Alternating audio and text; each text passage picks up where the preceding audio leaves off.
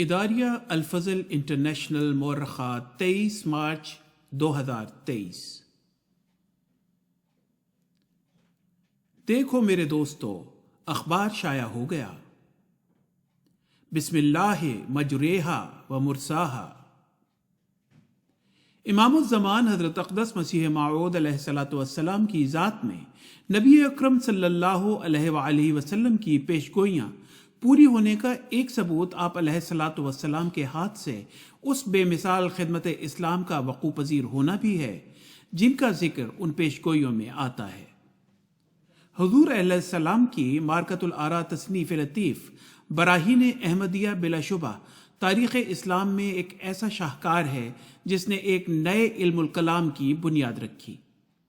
ایک ایسی کتاب جس میں تمام مذاہب کی جانب سے اسلام کے خلاف اٹھائے جانے والے سوالات کے مدلل جوابات پیش کیے گئے،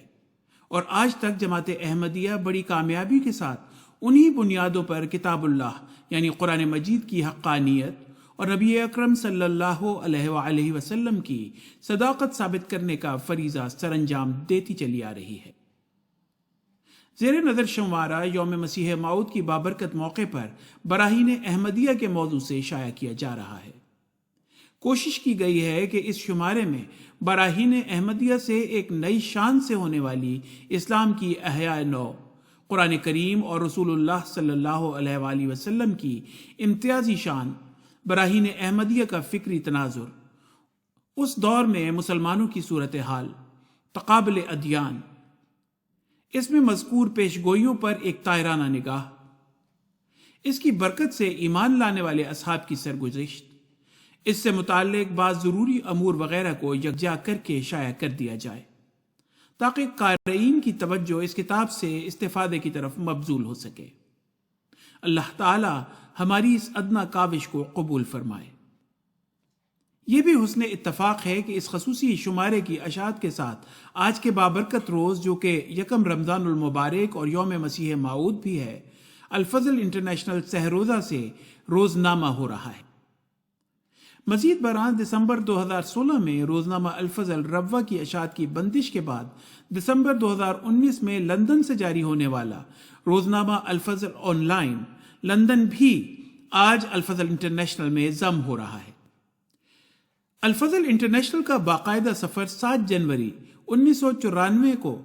16 گریسن ہال روڈ مسجد فضل لندن سے بطور ہفت روزہ اخبار کے شروع ہوا۔ پہلے اخبار کی پیشانی پر حضرت اقدس مسیح موعود علیہ السلام کا الہام دیکھو میرے دوستو اخبار شائع ہو گیا درج تھا، جس کی عددی قیمت ٹھیک اسی سال یعنی 1994 کا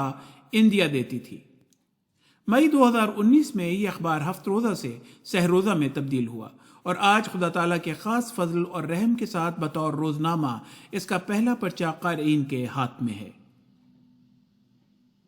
خلافت احمدیہ نے پاکستان میں جنرل ضیاء صاحب کے آمرانہ آرڈیننس نمبر 20 کے ذریعے جماعت احمدیہ پر عائد کی جانے والی پابندیوں کے مہلک نتائج کو بھانپتے ہوئے الفضل کی عالمگیر متبادل الفضل انٹرنیشنل کا اجرا کرتے ہوئے دعا کی، خدا کرے کہ یہ اخبار نہ صرف کامیابی سے جاری رہے بلکہ پیش از پیش ترقی کرتا ہوا ہفتہ وار کی بجائے روزنامہ میں تبدیل ہو جائے۔ چنانچہ اب جبکہ روزنامہ الفضل ربوہ کی اشاعت پر پابندی ہے، خلافت احمدیہ کے زیر سایہ پنپنے والا اس کا متبادل عالمگیر کینوس پر اپنا کردار نبھانے کے لیے حاضر ہے۔ اللہ تبارک و تعالی ادارہ الفضل کی آجزانہ کاوشوں میں اپنے فضل سے بے مثال برکت پیدا فرمائے اور دنیا بھر میں بسنے والے الفضل کے نمائندگان، رضاکاران، معاونین نیز کارکنان کو خلافت احمدیہ کے منشاء مبارک کے مطابق اپنے فرائض بہترین انداز میں ادا کرنے کی توفیق حاصل ہو، آمین۔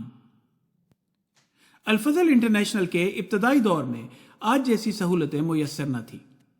ایک طرف کاپیوں کی پیسٹنگ اور آرٹ ڈیزائننگ کی خاطر خواہ وقت اور توانائی صرف ہوتی تو دوسری جانب خریداران کے پتہ جات دستی تیار کیے جاتے۔ الغرض انتظامی لحاظ سے اخبار چلانا جوئے شیر لانے کے مترادف تھا۔ اخبار الفضل پر اللہ کا یہ فضل اس طرح بھی نازل ہوتا چلا آتا ہے کہ ہر دور میں حسب ضرورت مخلص اور مستقل مزاج رضاکار اسے میسر رہے۔ اس کی درخشندہ مثال رضاکاران پر مشتمل اس ٹیم کی ہے جس نے عرصہ 25 سال تک اخبار کی ترسیل کا فریضہ بہت ذمہ داری سے سر انجام دیا۔ محترم نصیر احمد قمر صاحب، سابق مدیر اعلیٰ و مینیجر الفضل انٹرنیشنل، نے ایک موقع پر خدا تعالیٰ کا شکر ادا کرتے ہوئے اس امر کا اظہار کیا کہ خلافت احمدیہ کی توجہ کی برکت سے 25 سالہ دور ادارت میں کبھی ایک مرتبہ بھی اخبار کی ترسیل تاخیر کا شکار نہ ہوئی، الا ماشاء اللہ۔ اللہ تعالیٰ کبھی بھی کسی بھی صورت الفضل انٹرنیشنل کے لیے طوعی طور پر خدمات سر انجام دینے والے احباب و خواتین کو جزائے خیر عطا فرمائے۔